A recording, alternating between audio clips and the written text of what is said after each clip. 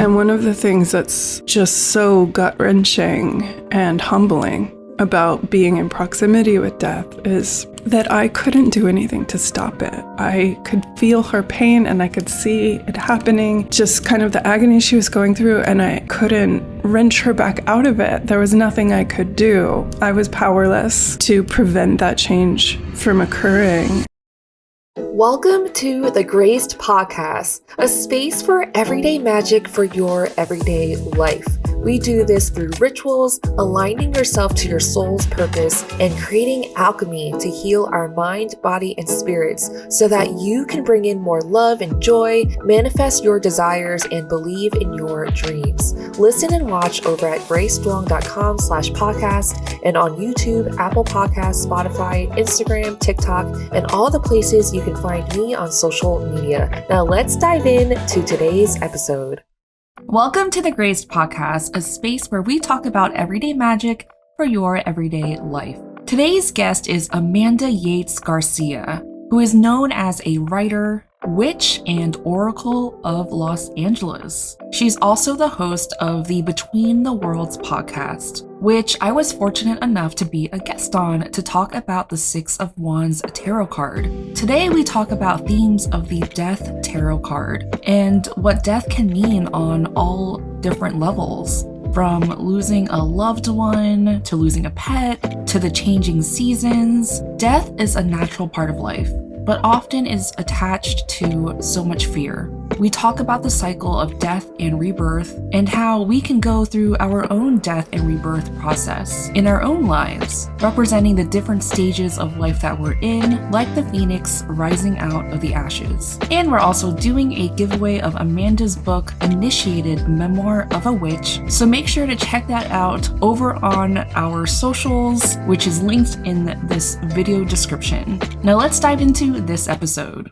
Hi, Amanda. Welcome to the podcast. So glad you're here. So happy to be here with you, Grace. It's always a pleasure to talk to you. Yeah. So I was on your podcast for the Six of Swords episode, and now you're here for the Death Tarot card episode. And why I reached out and wanted to have you on for this specific episode is because I knew you're a Scorpio, which relates to the Death Tarot card. And so I was wondering if you, as a Scorpio, have related to the Death Tarot card in different ways, or how do you in general relate to the Death Tarot card? I feel like Scorpios are medicinal in the sense that being in proximity to a lot of Scorpio energy is transformative. So that doesn't always benefit the Scorpio. It's not like a humble brag. It's not like, oh, you come into my proximity and are transformed and aren't I amazing? But it can end up for a Scorpio that people come into your life, your energy acts as a catalyst for their transformation, and then they kind of leave and go on and do their thing, live their best life after this massive transformation that's occurred because of your energy and your influence. And all of the signs have different influences and different medicinal properties, but specifically Scorpio is a composter and a devourer of poisons in a way. So in that way, I feel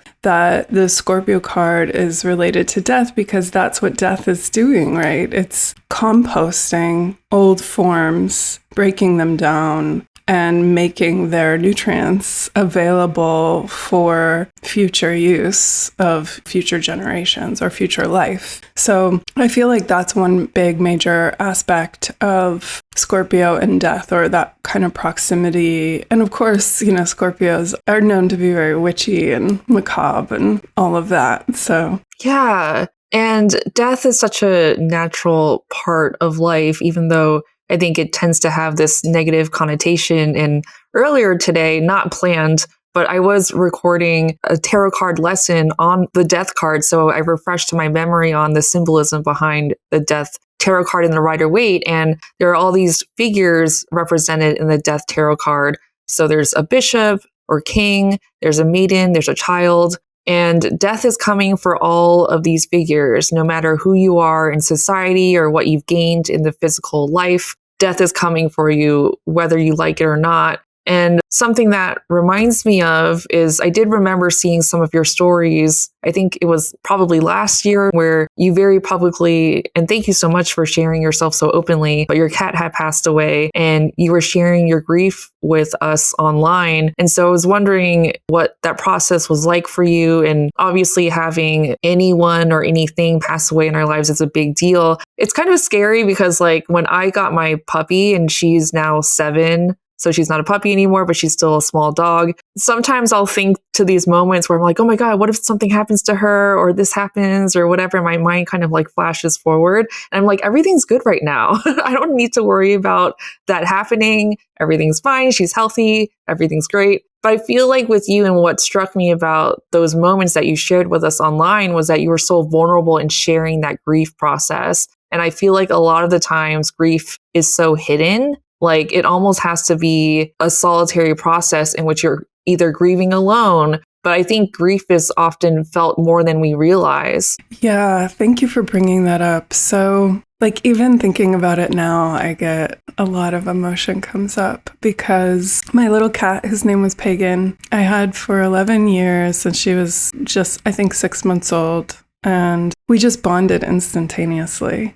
It was so devastating to lose her, partially because, as you've read my book and everything, I have a very complicated family life. And often complicated family life means that you later have complicated relationship. And my relationship with Pagan was very uncomplicated and like purely loving and very easy and simple and just always there and this like constant. And so I've had other people, like family members, for instance, that I've lost that have not impacted me at all in the same way because, like, first of all, they weren't present in my life. Like, maybe they were present in my life as children when I was a child, but then I hardly spoke to them as I got older. But, like, Pagan, like, slept in my arms every night. So our animal companions are just as important to us. I know that a lot of people treat an animal as if they're somehow not as intimate as a relationship, but for some of us, it's much easier to be intimate with animals because we don't have that same fear of betrayal or criticism or any of the other things that we're worried about with maybe our family members or our partners, depending on what our life experiences have been. The death card alludes to that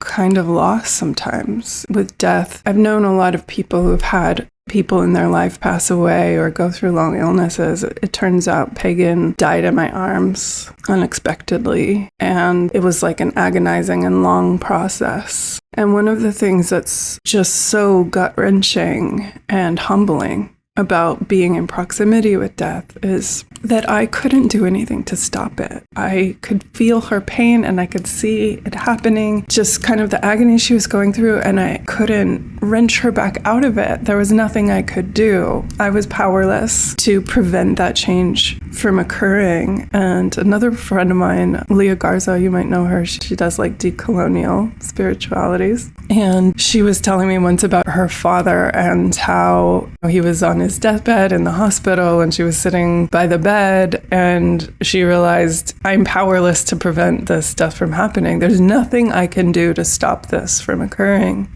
So death is this hugely humbling force because we can have all sorts of will about what we want to see happen. And it doesn't matter if you're a king or a bishop or a knight or a great lady is in the Rider-Waite-Coleman-Smith tarot card. You can beg, you can plead, you can offer all your money, and it doesn't matter because there's a force that's larger than you. And so what you have to do is surrender. Like, you have to surrender everything. And that is also kind of Scorpio relationship, is Scorpio rules the 8th house. And the 8th house is that which you can't take with you, which is everything, basically. Like, the 8th house is all that's kind of taken from you or is beyond your control. So there's a radical leap of faith that's required, that every being that has ever lived has gone through this process. And it really asks you to contemplate whether or not you believe in the goodness of the universe when you see that all the things that are so dear are taken or changed or transformed. They don't last forever. A lot of the time, you'll hear this aphorism attached to Scorpio, and I think also to the death card, which is, given the fact that you're going to die, how do you want to live? And I think that also is something good to remember when the death card comes up. When the death card comes up, massive, deep change is on its way. And that change will probably involve some kind of major loss. But that loss doesn't have to be as agonizing as as someone's death in your life. There's millions of kinds of loss, infinite kinds, but it's a change that's unstoppable. There's nothing you can do to prevent it. The seed has already started to happen. In Pagan's case, it turned out that she had I believe it was a brain tumor, and I didn't know. It wasn't visible. Who knows how long she had had it? But by the time I realized it, there was nothing that could be done. And a lot of the time when death comes up in tarot, it's like announcing that a change has started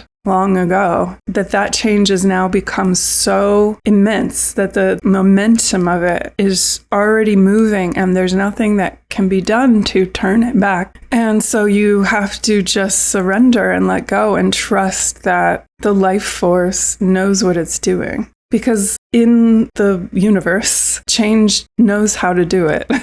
That's one of the beautiful things about death, is that whoever is dying, the death knows how to do it. You don't have to figure it out. All you have to do is surrender to it, and then it does it on its own. So it also gives an immense value to life. It gives an immense value to the time that I had with her. It wasn't infinite. I didn't get forever with her. And her passing really taught me in a way to really cherish the relationships that I have with the other people in my life, and that I don't get forever with them. And given that I am going to die, and that everybody that I know is going to die, and that everything that is familiar to me is going to change and transform beyond recognition, how do I want to live in this moment? And often it will make you make different choices. So we can be grateful when the death card comes up, because it really is saying, value the life that you have right now, make the choice, reach out to the person, say the thing that you need to say,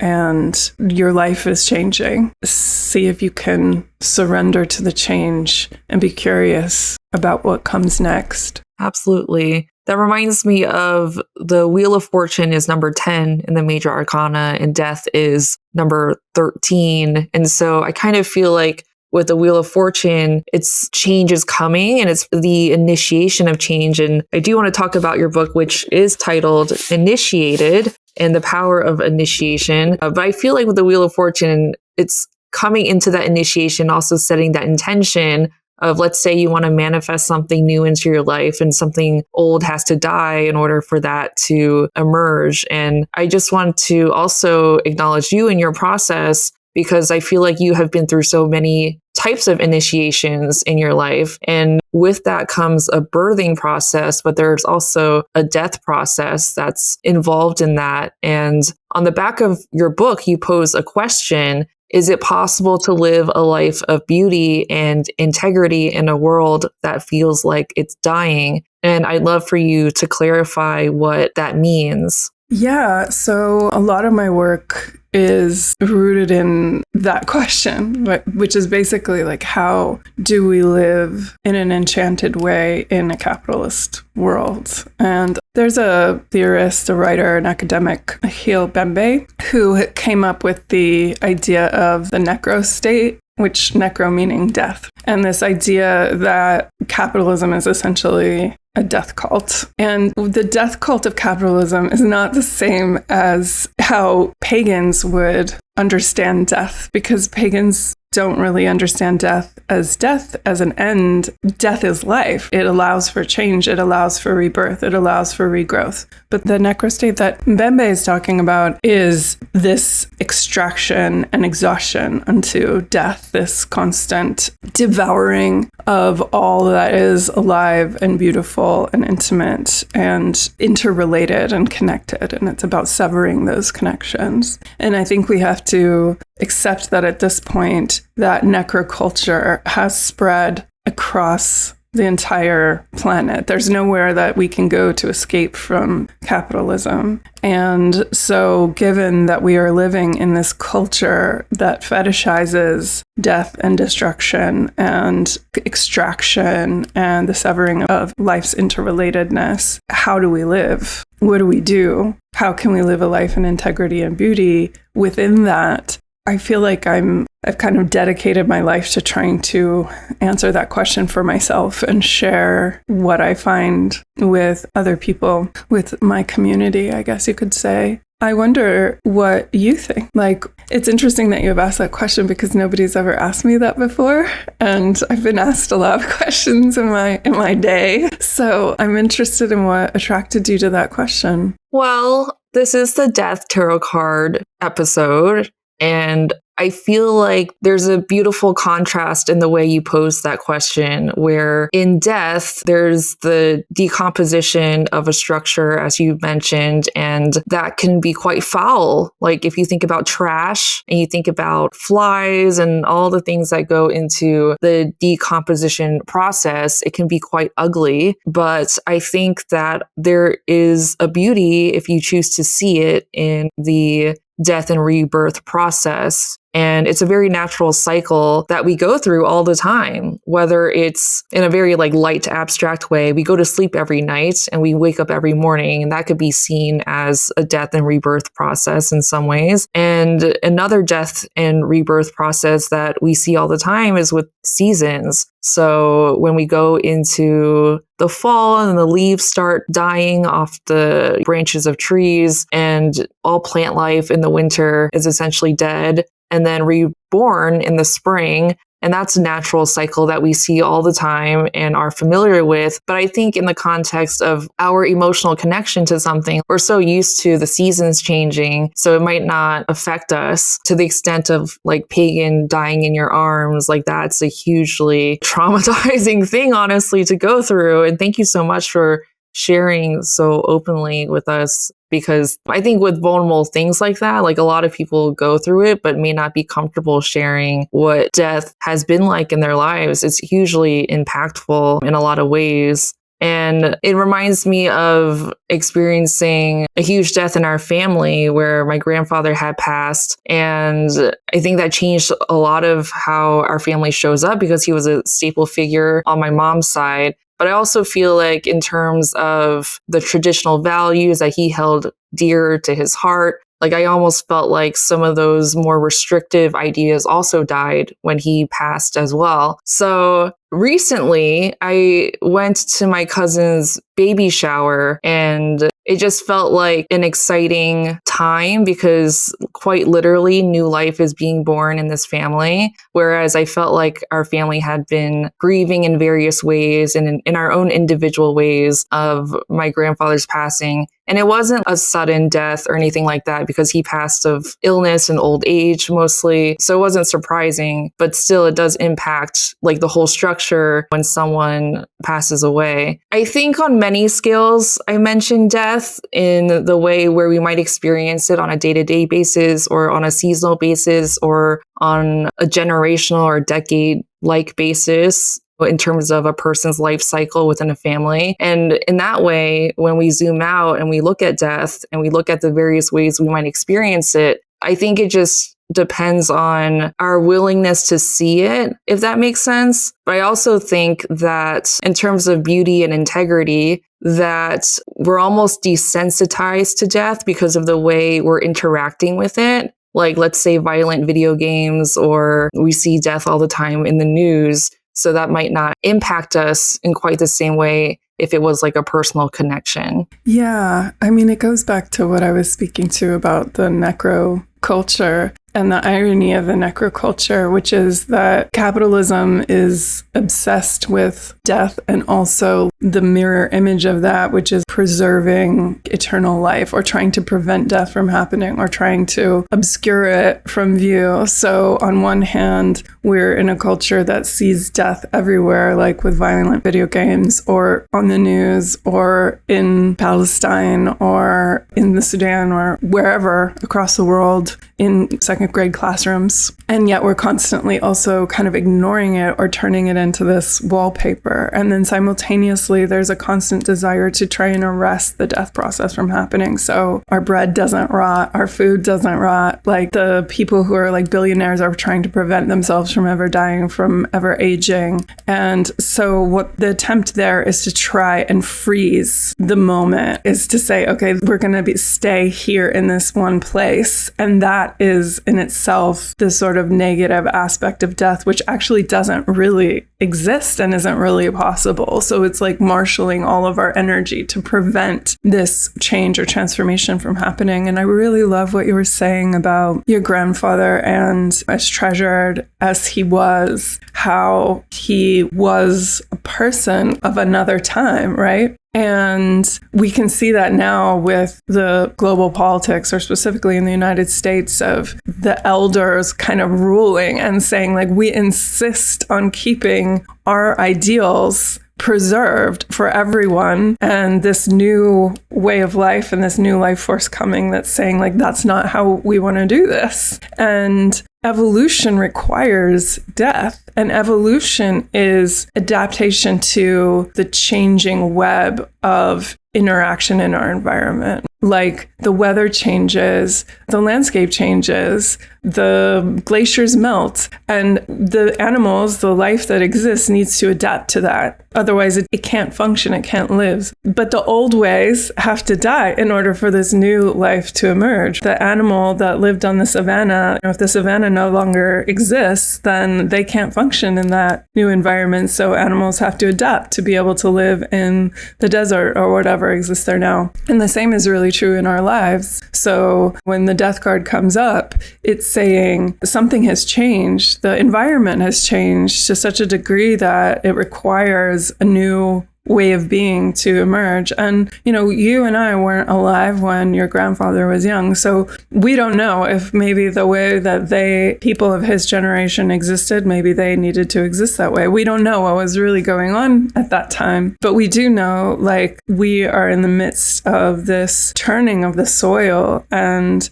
that those old parts are decomposing, and those old worldviews are decomposing and need to be made useful or made available to new forms, new iterations, new ways of being. So yeah, I'm really inspired by what you're saying around that process about letting, as treasured as the old ways were, letting them move on and letting them kind of reemerge. For me, one of the ways that I really learn about tarot is through the cards of the year. You know, we all have our own personal cards of the year, and then there's the collective cards of the year. And I always think of my personal card of the year as like a class that I'm taking. I think of the soul card as like our mystery school in this lifetime. So I'm in the High Priestess Mystery School. And then every year, in order to graduate, in order to get that degree in your mystery school or receive that initiation, you have to take these specific classes that are like independent studies. It's just you and your teacher. And so last year was my death card year. And I always feel that I really learned so much about the cards through having them as my card of the year, because then I get to study with them for a whole year rather than just like pulling it in the morning for your reading for the day. But I get to really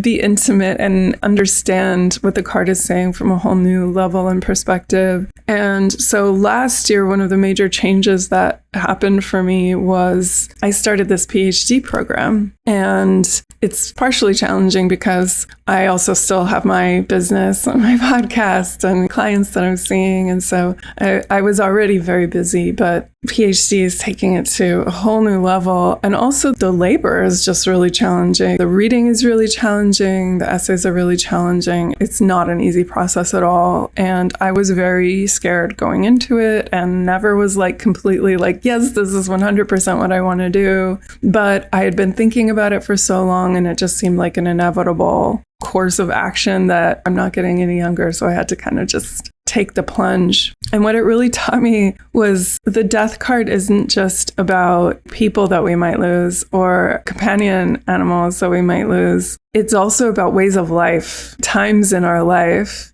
And PhD is such a transformative process in your mind. It really like reorganizes your mind. And kind of once you do it, you can't undo it. And you don't always know that this is what you want. You're fighting, for me anyway, an institution as well, because you're kind of being institutionalized, but your mind's also being expanded at the same time. And it's so demanding. It's kind of like, I mean, I don't know. I don't have a child. I'm a childless cat lady for sure. But but it feels like having a child because it's so immersive.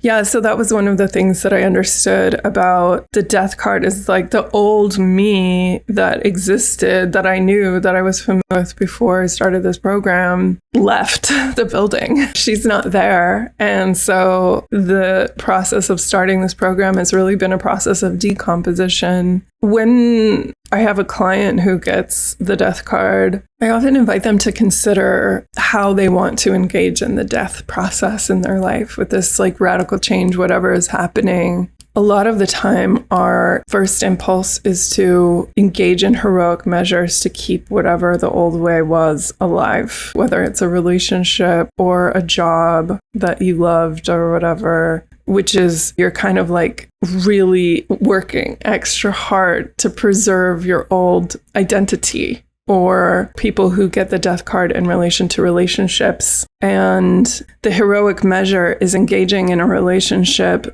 where you have to do all this work and labor and CPR to keep it alive. And if you stopped giving it no life support, if you pulled that plug, it wouldn't survive on its own. But it doesn't have that vital life force anymore. And so you're like breathing into it and you're doing all the, giving it those electric shocks and trying it to keep it alive and revive it. And it's asking you to let the process happen. And you just have to have faith that on the other side of this, something new is going to emerge. In the natural world, in the biosphere, that something new always does emerge. And it's usually something that is more suited to the current context. Sometimes in relationships, that doesn't necessarily mean like, oh, we must break up. But it sometimes means the form that our relationship has been in can no longer exist because it doesn't suit the environment anymore. It can't function in this environment. So. Yeah, definitely. So that brings me back to when you were talking about your experience with Pagan, and you've mentioned the word powerlessness when describing that experience, and all of the figures in the Rider-Waite Tarot experiencing powerlessness and a loss of control. And then you were talking about, is it called what is it called? Necroculture and necropolitics. Necroculture. Necro meaning death. Yeah, like, have you ever heard of that word, like a necropolis, like those old ancient cities of the dead? Necro means death. So yeah, necroculture, necropolitics, necrostate. Mm-hmm. Yeah, and I find it interesting because you mentioned, for example, like billionaires trying to stay younger and trying to freeze this moment. And in a lot of ways, like people trying to control the outcome of a situation that they can't really control, which is about gaining power. And I think that's seen a lot in capitalism with taking advantage of certain situations or people or whatever it is to gain a certain sense of power. But in a sense, when we're dealing with the death card, and you mentioned surrender, it's also about letting go of power and this idea of power and what we have to do to gain power, so to speak, because I feel like that's very much a thing that we all sort of attain to in the pursuit of ourselves. Whether it's the pursuit of our own power when, let's say, education, like you're pursuing your PhD, and that in itself is a pursuance of your own personal power in knowledge and your own identity. But what I also heard is that to pursue this PhD, there was a shedding of an old identity that had to be released. So in a sense, you also went through a death process in who you thought yourself to be and who you are becoming. And that in itself is like a death process, and just even how you're thinking about yourself. And you mentioned it was your death. Was it your death soul card or your death personal card? The card of the year. Okay, your personal card of the year. So it seemed like death as a theme, like Pagan had passed, you went on and pursued your PhD and I guess released some maybe identity things, and you can let me know if that sounds correct. And as a theme, did you also feel like new life was born, even though you were going through your personal tarot card of the year the death card. Well, so much is coming up for me around what you're just saying and this question, because I'm thinking a lot about Pluto and the myth of Persephone and like what power is. I'm also thinking about Adrienne Maree Brown and her constant refrain around Octavia Butler's shaping change. Well, I think magic is shaping change. That's a common way of thinking about magic, is causing transformation at will. And when I think of witchcraft, which is very Scorpio, very 8th house, very death card, it's about recognizing that change is inevitable. It's always happening. In other words, we live inside of death because death is change, is transformation. We live inside a state of constant rebirth. So magic is being able to direct or move with that change. And at least from the perspective of a witch. Whereas there's this kind of necroculture, which is all about trying to freeze that change or prevent that change from happening, prevent the wealth from being distributed, right? It's like a hoarding mentality of like, we want to capture this. We want to make sure it never goes anywhere. It never changes. It never does anything else but besides what I want to do and how I want to control it. And so to really resonate with the death card is to be able to be with the change as it happens, to be awake for your own death, in other words, as you move into the next iteration of your life. And in paganism, there is no death because the energies just get dispersed and move into new forms. Like there's no, matter is neither created or destroyed. It shifts into new forms. It's like being awake for your death so that you can choose the next incarnation of your life force within your own life rather than just being dominated or controlled by it. It's about working with and collaborating with the energy. And then in addition, I'm thinking about the word Pluto is a euphemism. It means the wealthy one. So Pluto is the god of the underworld. Pluto is the ruler of the dead or the king of the dead. And he's known as the wealthy one because, well, first of all, because the Greeks didn't want to say his name, because the idea was that, you know, when you say God's name, you're invoking them. When you tell the myth, you're invoking that God. And so essentially you are making contact with that God just by saying its name. So they would refer to Pluto as the wealthy one so that they didn't actually have to say his name. And of course, Persephone is the goddess of the underworld. She's the reason for the seasons, in that, like, she, as a child, was abducted from the meadow in her youth and taken by the wealthy one, by Pluto, by Hades, into the underworld, where she eventually becomes its queen, and then she reemerges from the underworld, and that's what brings the spring, right? So when we're talking about Pluto, we're talking about these very powerful, inexorable forces, like the force of the seasons, the force of life and death. And he's referred to as the wealthy one because truly all power and wealth comes from the underworld. And the underworld is, first of all, like the imagination, the realm of spirit, also the realm of the ancestors, all the knowledge and the culture and the DNA that creates new life. Also, all the gems, gold, sapphires, rubies, silver. Where does it come from? It comes from underground, comes from the earth.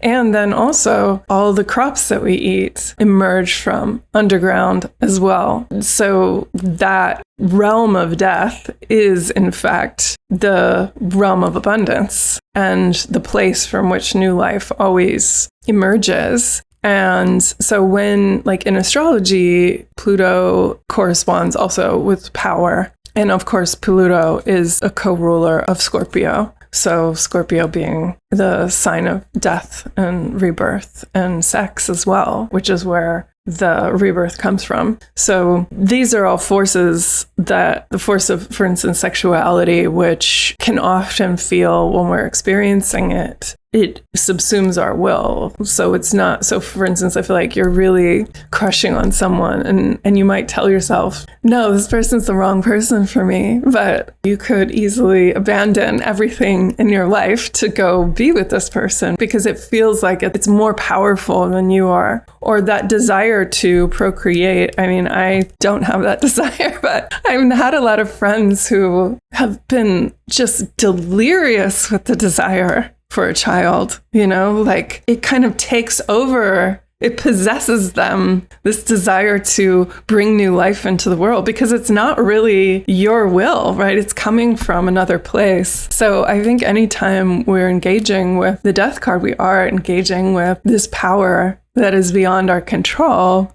However, the witch or the magical practitioner is learning to work with this power rather than be controlled by it. So it's about a co-creative capacity to shape change. Yeah.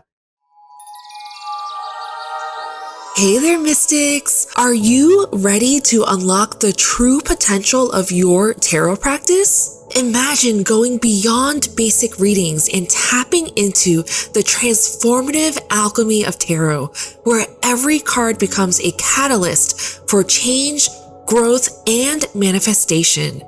That's exactly what you'll discover in the Tarot for Alchemy course.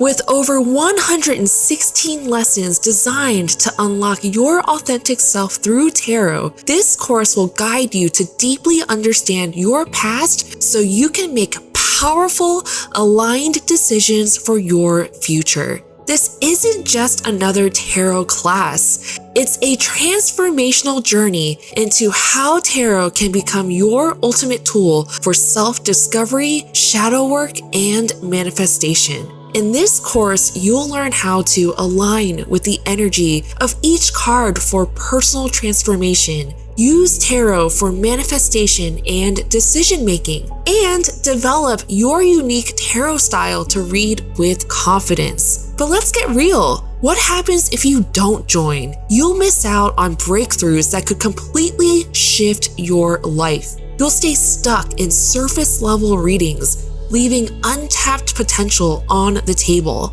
And those big dreams you've been working toward, they'll stay just out of reach. Whether you're a beginner or an experienced reader, the Tarot for Alchemy course will take your skills to the next level. Plus, you'll get access to exclusive bonuses, resources, exercises, and a supportive community of like-minded seekers. Don't let another day go by without taking this step for yourself. Visit learntarot.mysticmondays.com to learn more and join today. Now let's get back to this episode.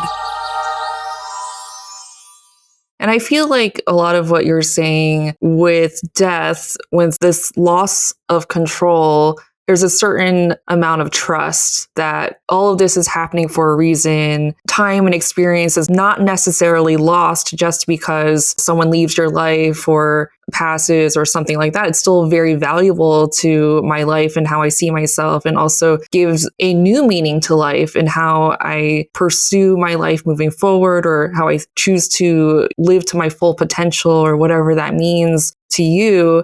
I pulled a quote that I think really pertains to what you're saying from your book. And it talks about trust and also using your own power as a witch. But I'm going to go ahead and read the quote, which says, "Most often we'll only look for signs when we are uncertain, when we lack confidence that we are making the right decision, or when we really want something but aren't sure that we can get it. When we have everything we want, we stop paying attention to the messages. In tarot readings, people often want to keep drawing cards until they get the message they want to hear, but interpreting messages as they come to us rather than as we wish they were is the whole point of divination. It's in the interpretation of signs that we become oracular, and it's in acting with confidence on those messages that we become witches." And I thought that spoke to what you were just talking about, because I've been guilty of watching tarot readings over and over again on YouTube, or pulling cards over and over again for myself, wanting a specific answer. And I think that speaks to control. We want to somehow control a situation that we may not have control over.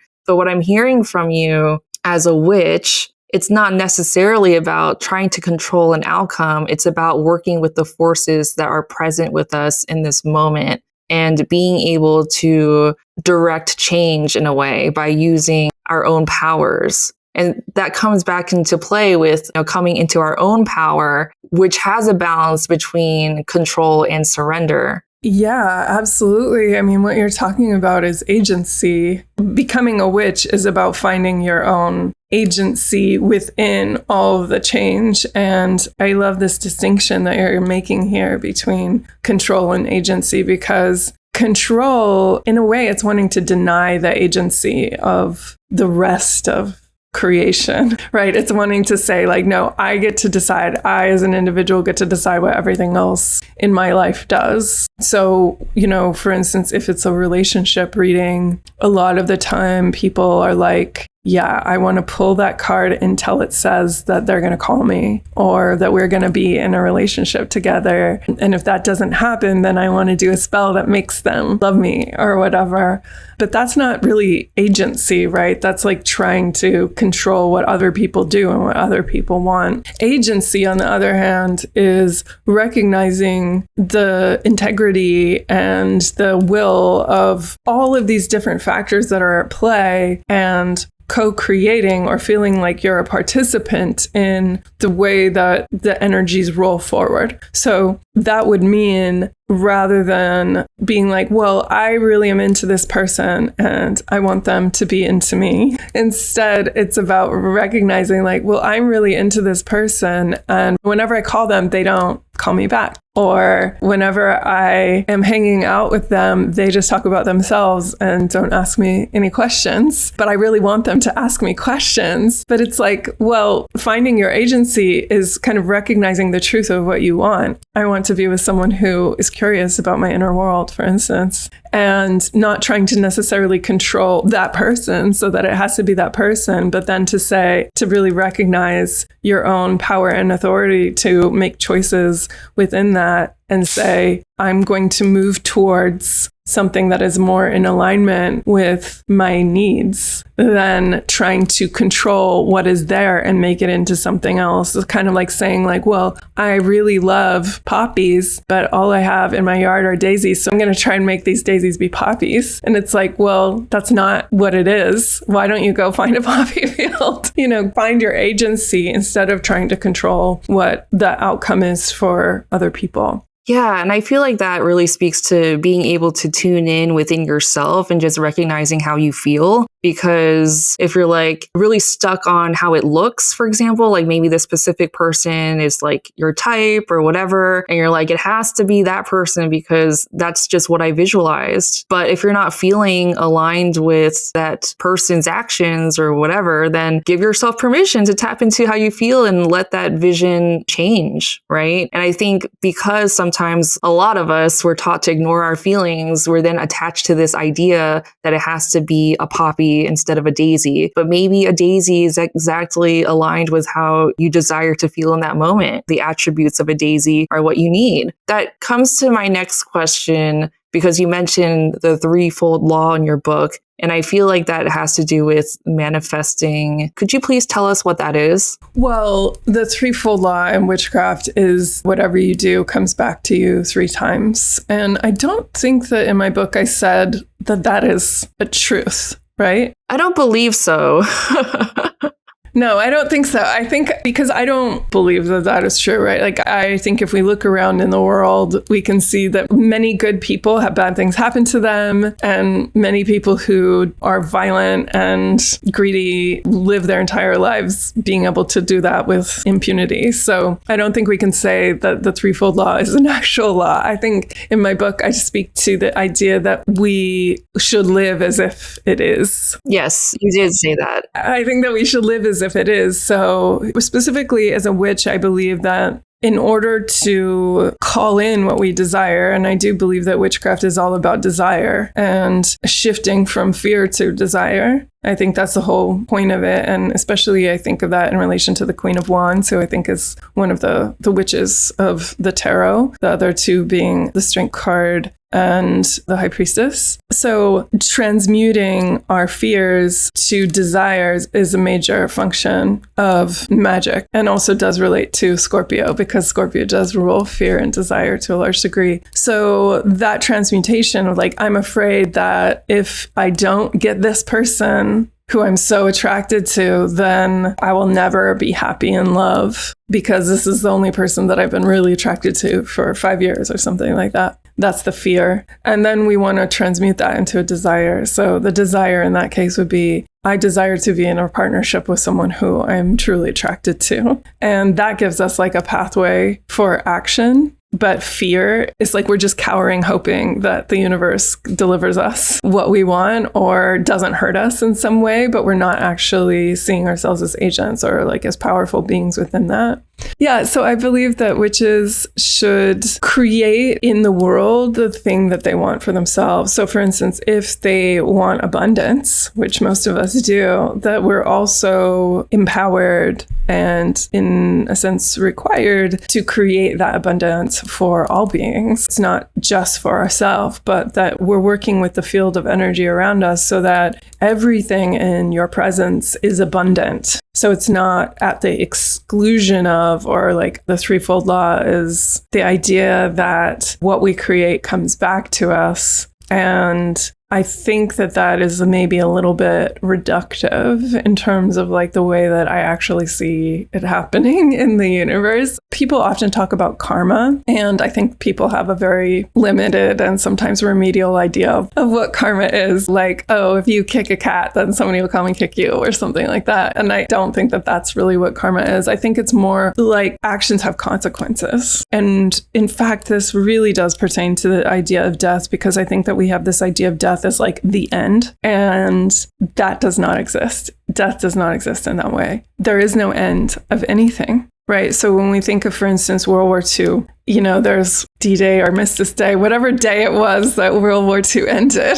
We're like, okay, that's the end, celebrate, kiss in the street, ticker tape parade. But World War II didn't end. Because look, even now, right, the consequences of World War II and the Holocaust are playing out in a completely different place in the world. And World War II began because of wars that started 1,000 years beforehand. There is no end. There's no end to the story, and there's no end to the consequences of our actions. So in magic and witchcraft, the idea is that we create a field of energy rather than a direct chain of causality. So a direct chain of causality would be like, I kick the ball and it rolls down the hill. But, you know, a field of magic would be about like everything within this environment is working independently or collaborating to create this atmosphere of abundance, for instance. Yeah. So you mentioned World War II, and that brings me to one of our last questions. In what ways do you think the collective is experiencing the death card now? Whoa, we're like deep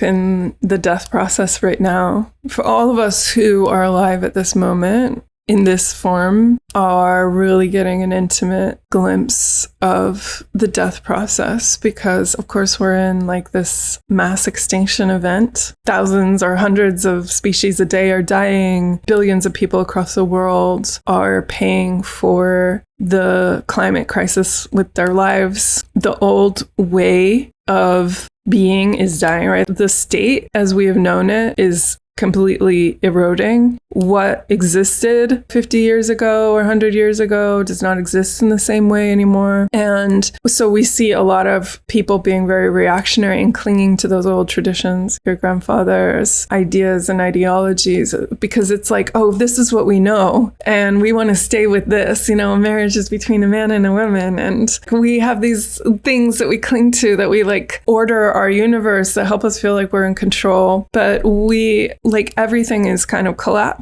now. And that is why it's really important to remember this idea of shaping change. as Octavia Butler and Adrienne Maree Brown so often talk about, the essence of witchcraft, as I've said, is like the old forms are collapsing. We need to stay really connected to our desire rather than our fear in this moment. What is the future we desire to see? What is the future that we desire to create together? In a lot of books about tarot, when you read about the death card, they're going to say, get curious. Because it's so scary to be in relationship to death, right? Like when, like this massive change that's beyond our control, like a lot of us are like panicking when we're using paper towels or whatever. We're like, I can see the world is collapsing and I feel like there's nothing that I can do. I can't prevent this from happening. And it's an invitation to be curious about how we can shape this change moving forward. And specifically, I think around how we can collaborate together to do this. Like, what is the future that we want to create together? For me, I want to live in a world where all beings thrive, where I want to live in a world of care. I want us all to be creating systems and networks of care and distributing resources so that none of us have to worry about medical care. None of us have to worry about end-of-life care. None of us have to worry about being unhoused, because that doesn't exist, because we all care about each other and we're all living in this ecosystem of biosphere together. So given that that is the world that I want to live in, and that is the desire that I want to move towards, then in every moment I have the option of taking that action. What is the thing that I can do in this moment, in this field of energy, in this network around me that creates care? And that's enough of a job, right? Because it's really easy to get overcome with fear and to like surrender to that. And instead, if you're having an argument with your partner, or you've just been laid off from your job, or you're trying to decide whether or not you should sell your house or your car or anything that you could think of, it's really easy to get caught up in that fear and be like, oh my God, like I have to grab onto the nearest thing to me and try and control it. But what if we surrender and instead think of, what is my desire here? What is my desire to create? And how can I create that in this moment? I feel like that is what opens the pathway for our reincarnation. So as we're on the deathbed, life as we know it, we're surrendering that to the universe. And then desire leads us to rebirth. So considering what our desire is in that moment, which is often really hard for people. I ask people who are my clients all the time who come in for a reading. I always begin my readings with a question to see what their question is, because I feel like spirit really responds to your question. And often their question is really more of a description of their misery at first. So they're like, usually they'll often start off by saying, well, I'm really confused about this or that, and I feel like things aren't going my way, and I feel like I'm collapsing in some way, or I feel lost, I feel like disconnected from my creative process, or whatever their story is. And then usually we'll dwell in that for a moment, and then I'll ask them, what is their longing in that? Like, what are they longing for in the midst of this context of decay? And that is really already starting to lead them out. That's the torchlight that like shows them the pathway out of the underworld, is to move towards what you long for. So even reforming that question when they're like, I just feel completely disconnected from my creativity and I want to be an artist, but I never make art. And so then if you ask them what they're longing for in that moment, then they might say, well, I'm longing for creative connection. I'm longing to commit some time to my creative process, for instance. And that is the door that they need to cross through. That starts to give them a course of action. If they're longing to commit to their creative process, then we can ask the tarot, like, what are the steps that you need to take in order to do that? Yeah, absolutely. I feel like so much of framing the question is important in tarot. And I feel like a theme of what we talked about today had a lot to do with power and what we give power to. And so a lot of the questions that it sounds like your clients are asking you are disempowering stories that they're then relaying to you to almost confirm their disempowering stories, instead of asking a question that may place them in a position of power, because that might be uncomfortable at first, to really claim like, I really want that desire. Like, how can this happen for me? Versus like, these are the reasons why my desires are not possible. Can you confirm that? Yeah, well, I think a lot of the time it's when we get kind of mired in that fear, we just don't know how. We need each other. We need community. We need oracles. Like, that's the reason we exist as oracles, is so that we can be like, what about this? Like, I see you're caught in this storm of a story about how you are disconnected from your creativity. You can't find love. You are stuck in a job you don't like, and you can't see a way out of this. And I feel like the work of an oracle is to like throw you a rope, you know, like it's to be like, yeah, maybe you're stuck here, but what about your longing? And that longing is like suddenly a light comes out from behind the clouds and it can illuminate the pathway forward. But that's why we need each other, because even for me, like, I know this, I say this to people all day, every day. Like, I certainly know the truth of this, but I also need people to remind me. And in my book, that's what I talk about a lot, is like the Hecate, who is the goddess who is able to move in and out of the underworld and is the goddess of witches. One of her symbols is the torch. And the torch is what lights our way out of the underworld when we're stuck there, right? It's the thing that can guide us. And then when we find that torch, which comes to us through other people, it comes to us through inspiration. So I hope that we're offering the light of a torch to people right now who are listening to this podcast, and then they will be able to go and offer that torch to someone else. You know, artists are torch bearers, musicians are torch bearers, people who create oracle decks are torch bearers, because someone inspired us, someone pointed out for us, what if you move towards what you love? Absolutely. Even after creating all these decks, everyone needs guidance, and there's absolute value in seeking guidance and wanting that for yourself, because sometimes we can get so stuck in the way that we're thinking. So if you're really resonating with a certain healer or oracle or whatnot, absolutely get a fresh perspective, get that reassurance and confirmation, because I feel like a lot of the times we need someone to believe in us more than we believe in us to then take that desired action towards what we really want. Sometimes, unfortunately, the people around us that we know the best are not always the most supportive in our dreams and desires, because that can make them uncomfortable because they think of you in a certain way in relation to how they think of themselves. So sometimes you need to break that box by going outside of your inner circle and talking to somebody else who might have a completely different perception of you,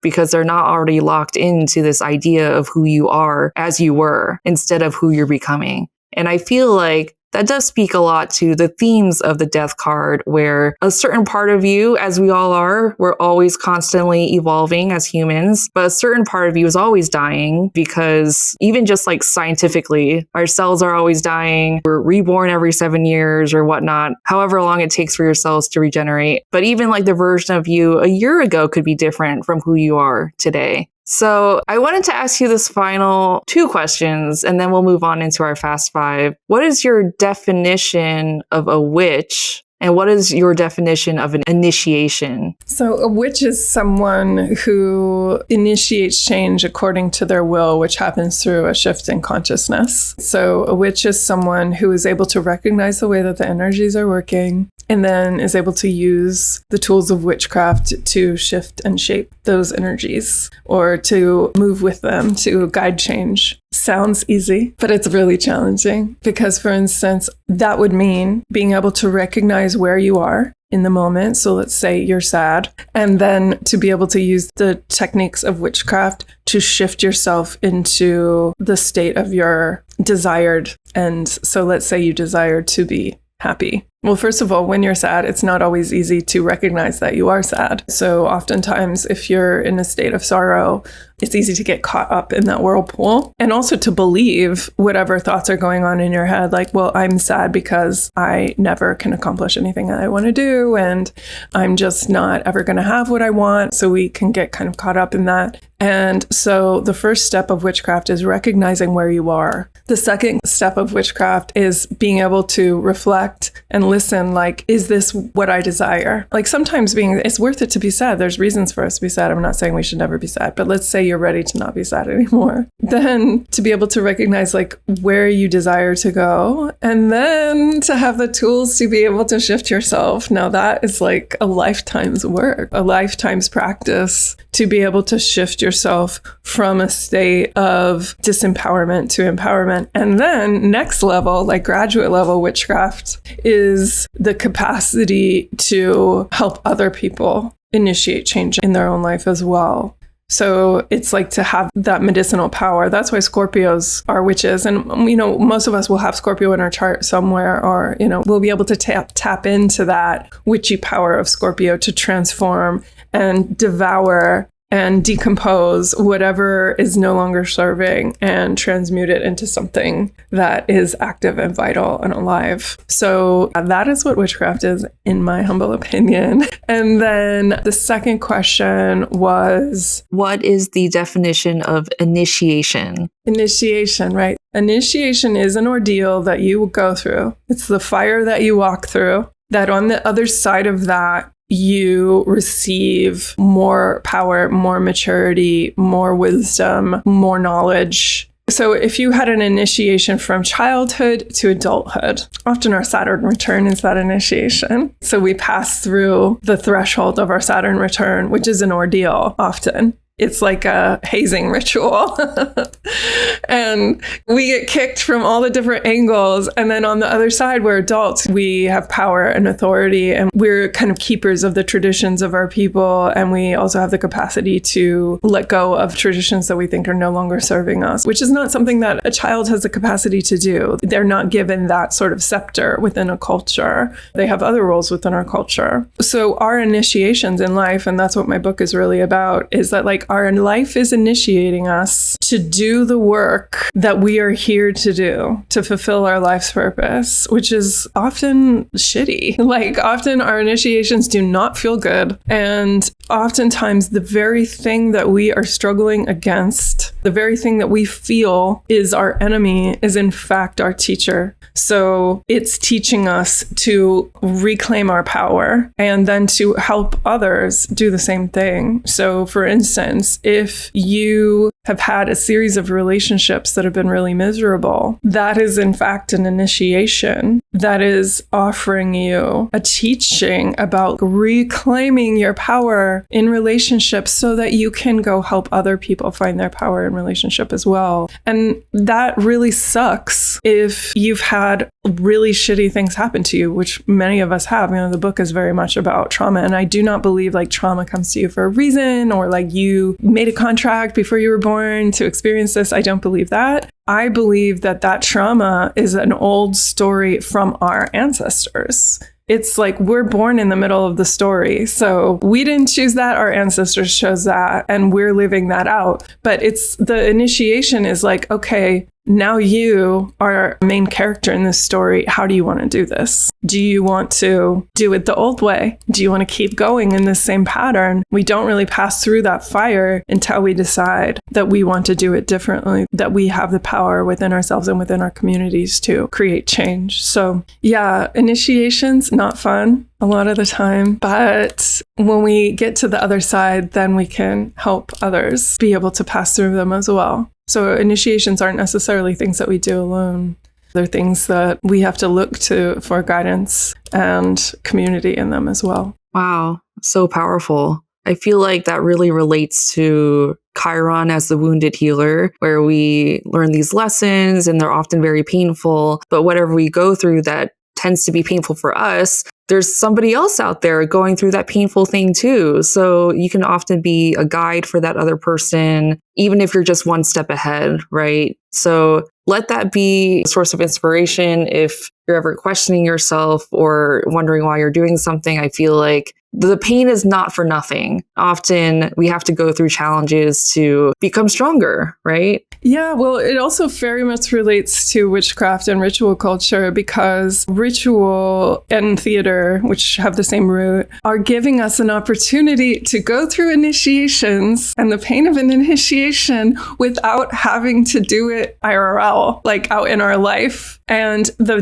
trouble is that our cultures often no longer have those initiation rituals. So we don't get that knowledge. Theater allows us to experience what it's like to kill someone, or what it's like to break up with someone, or what it's like to lose the person that we love most without actually having to go through it. We are offered this opportunity to gain that wisdom without having to go through the real horrors of having that happen in our life. But because we don't have those rituals anymore, collectively, we do often have to go through that in our life. So our witch practices, our ritual practices can help us find a way through the really painful things that are going on in our life in a faster, healthier, more joyful way than we normally would have to experience it. Yeah, I have a theory about emotions, and the more heightened you allow yourself to feel certain emotions, the more freedom you can experience in your everyday life. So I think that's why acting can be so great, in that you're not really killing somebody, but you're going through all the trauma and emotions that might come along with it to then release whatever blockages you might feel in your body. That's just an idea I have. I'm sure there are emotional freedom techniques out there and whatnot. But let's move into your fast 5 questions.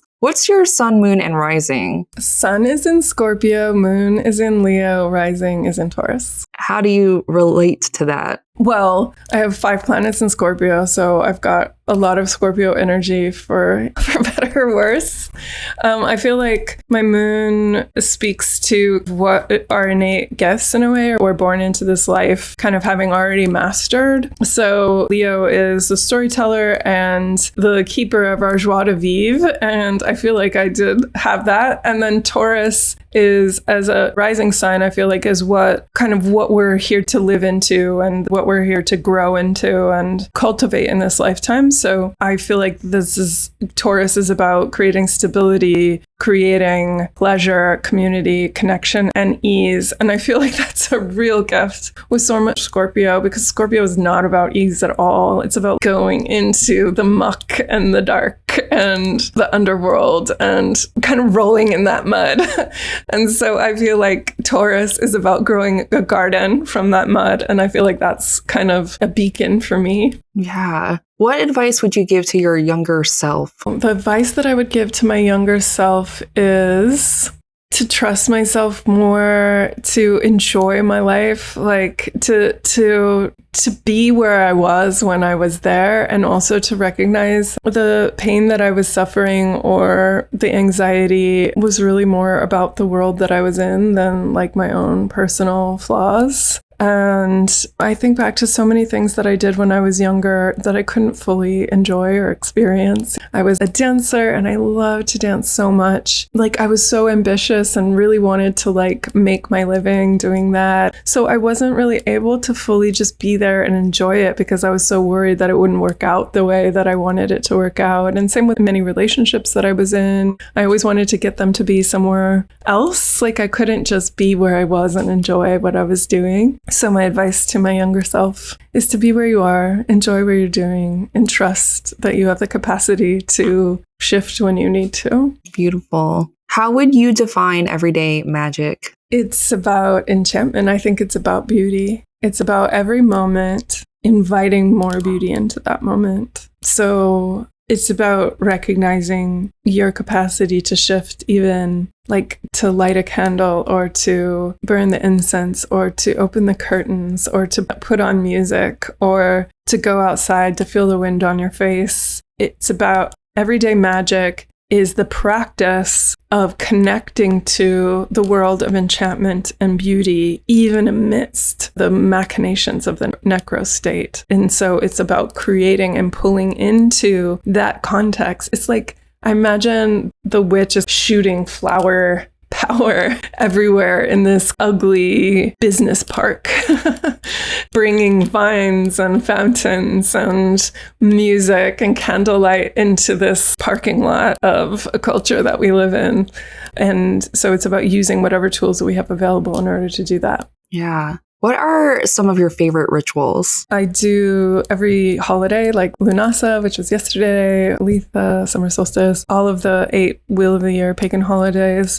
I do these candle spells on behalf of my followers. And to do that, I like call in the deities that I work with, and I brush the candles with herbs, and I say the name of each of my followers who are participating in the ritual, and say they have a petition that they write. So they like say the thing that they want to call in. And it's really such a gift and an honor to feel that connection with my followers in that way and say their names, and to do magic on behalf of like creating this community of people who are thriving and joyful in their lives. So I really love that spell. And then I love also, there's a place that I go nearby me up in the Angeles National Forest where there's a river, and I love to go and sing to the local land spirits there, and I always feel like they're singing back to me. So that's another favorite one. Yeah. No, I love that. It's cute. What are you looking forward to in the near future? I'm going camping with some friends of mine in about a month, and I'm really looking forward to that. There's a beautiful river there, and I love to just be with my friends, and I'm not going to work, which feels really great. And then I've got two fun things coming up. One is the Salem Witch Fest. So I'm going to be doing a lecture there on the guardians of the four directions. I'm really excited about that. And then also the Witches Confluence in San Francisco is happening, and I'm really excited about that too, because so many of the witches from our community are going to be there, and it's so fun to be able to see all of them, all of these names and faces I admire and love to connect with. So I'm really excited about that as well. Amazing. So we're going to end this interview with a collective reading from Amanda. So Amanda, whenever you're ready. Well, I feel like we have been here for a while now, so I'm going to just pull one card, and I'll ask the question of how can we collectively connect to our desire so that we can co-create a path forward towards rebirth together. So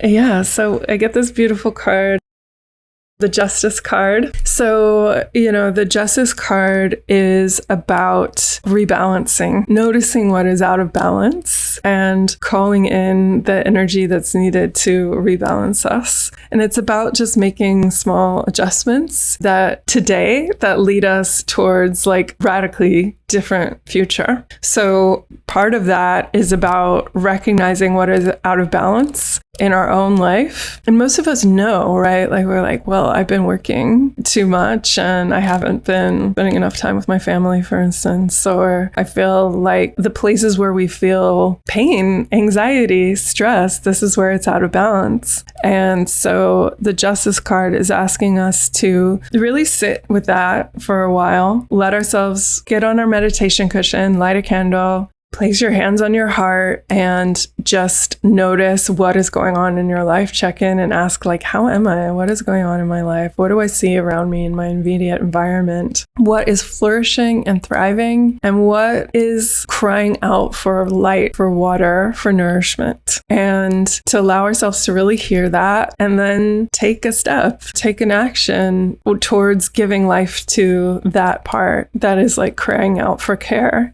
And that might happen on many levels. So it might happen on our physical level. So for instance, it might be you're experiencing pain in your body and your body's asking for more care. So it might be like, I need to spend some time outside today. That's like a priority. Or it might be on an interpersonal level. So it might be about recognizing what is out of balance in your relationship with your partner or with your family or in your friend group, and doing something to bring more balance and care there.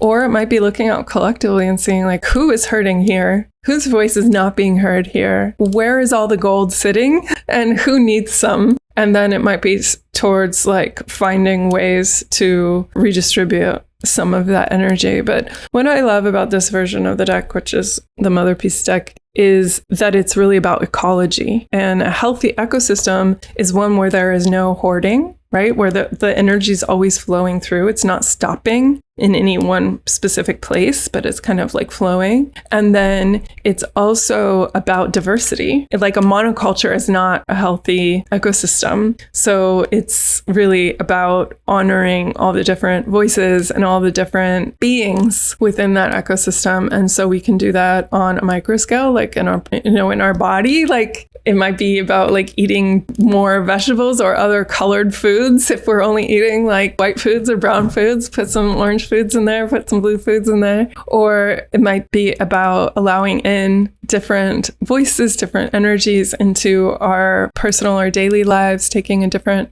route home from work or exposing ourselves to new things. Bringing in a wider array of voices is always going to be like to create greater democracy and health within our own lives as well. And then that's the same is true for the larger scale.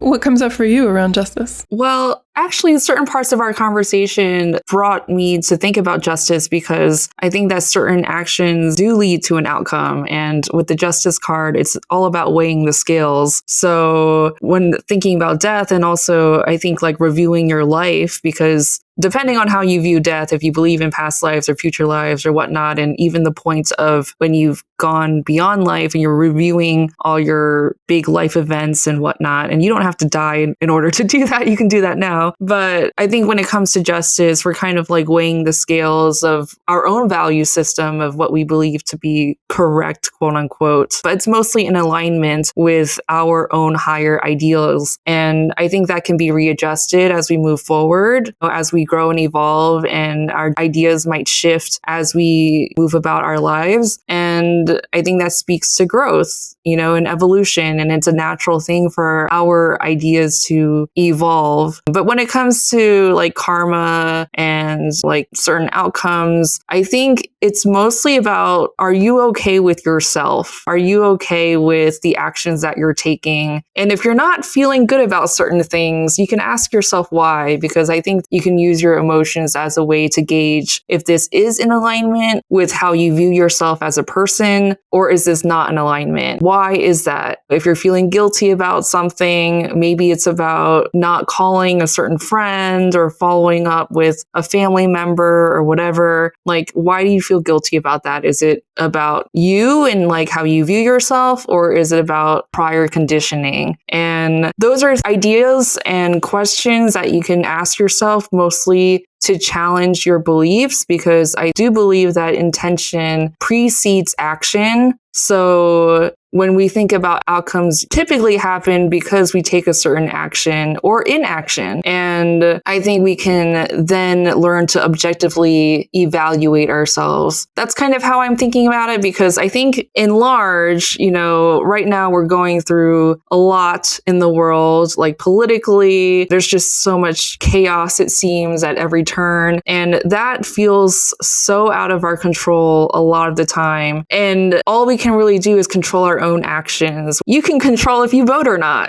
You can control how you react in a certain situation. You can control if you respond to an internet troll in a certain way. You can control all aspects, I think, of your own action. And then if there are certain things that do feel out of your control in terms of reaction, because we're human, so we can react in certain ways involuntarily, which can be a part of your own triggers and whatnot. That's also a turning point for you to look at yourself, to be like, that was weird. Like, I reacted in that certain way. Like, why did I do that? And so I kind of feel like in a lot of ways, when looking to balance the scales and come into harmony with oneself, I think it's mostly just coming back into alignment if you're feeling out of alignment. And I think the emotional scale of how you feel in that moment. And I mentioned guilt because I think it's pretty normal to feel guilty when you feel like you're disappointing somebody, but you don't have to if you give yourself permission to not feel guilty. So I think a lot of it is just questioning yourself and being objective when coming into these moments. I love it. Twinkling all around you. Amazing. Well, this was such a lovely interview, and possibly the longest interview I've ever done. I know. I love to just chat and like talk about all these things. So yeah, I definitely I'm not like a Twitter personality. I'm much more like a long form personality type. Yeah, I mean, I could chat forever about this. This is amazing. So many nuggets and Yeah, your questions were really great. Thank you so much for being such a thoughtful host. Yeah, absolutely. Thank you. I feel like also like your wisdom as well, sharing all your knowledge, and just I feel like the deep research that you've done for many, many years, obviously being able to share that with us so quickly. It's also like years of attaining all of that wisdom. So thank you so much for sharing that with us. So I just wanted to let people know that if they wanted to find my work, that they can find me on Substack at amandayatesgarcia.substack.com. I write a lot there and people can find out about me there. Oh, and also you can follow me on Instagram at oraclevalet. So thank you. And also you should go back and listen to my interview with you on Between the Worlds, because Grace, it was such an excellent interview. And I was so grateful to your insight on the Six of Swords. I feel like it really opened up that card for me. And I know that your listeners will really enjoy it. Yeah, absolutely. Definitely go listen to that episode. It was fantastic being a guest on Amanda's podcast, Between the Worlds. Great episode. I was so glad to be a guest on the Six of Swords episode. And yeah, definitely go check out Amanda's book, Initiated Memoir of a Witch. So many nuggets in here and obviously shared within this episode. So thank you so much, Amanda. Take care, Grace. Okay, bye. Thanks so much for tuning in to today's episode with Amanda Yates Garcia. This was such a poignant and thoughtful conversation, and I'm so grateful for Amanda's depth and wisdom. Here's a journaling prompt and something to think about. What does death mean to you? How do you process grief? Feel free to share as a Spotify comment, YouTube comment, and/or an Apple Podcast review. I'd love to hear your take on this episode. And as a reminder, we will be doing a giveaway of Amanda's book, Initiated Memoir of a Witch, over on Instagram, YouTube, and all of the socials, so make sure to check that out. Until next time, my loves, this was a deep episode, so make sure to take time to process whatever emotions come up for you during this time. Sending you grace today and every day.